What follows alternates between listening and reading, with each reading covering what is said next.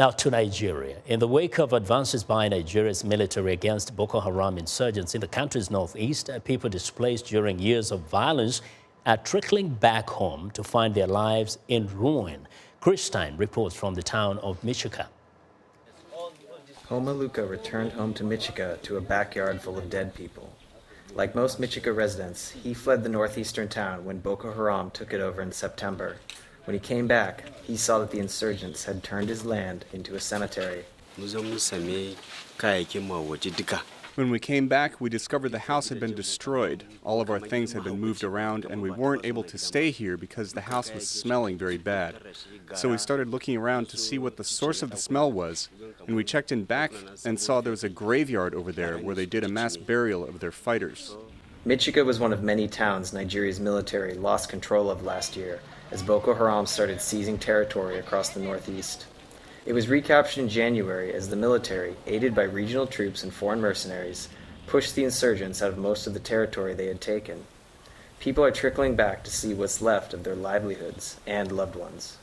Mary Johanna Quatri doesn't know where her husband is. He was home when the militants attacked, and she was at church.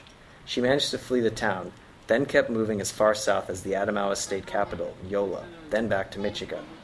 With nowhere else to go, she now sleeps on the dirt floor of her burnt-out home. So far, I don't have anything to do. All I do is just find food to cook, and after I'm finished eating, I just go under this tree to lie down in order to survive. I'm trying to make a round hut where I'll be able to stay. The road to Michika is lined with the evidence of battle between the military and Boko Haram, which overran the region in its campaign to establish strict Islamic law. Here, buildings obliterated by an air raid. There, a bridge destroyed by the militants to stop the military's advance. Locals who assist cars fording this stream, like Polly Cap, say the area's shallow creeks will turn to torrents when the rainy season comes, cutting off towns like Michika. This is the only road we have so far in this place. If this road is not fixed up, then definitely we're going to face so many challenges. Things will become very difficult for us because there is only one way. Dozens of towns and villages across the northeast have been damaged as badly as Michika, or worse.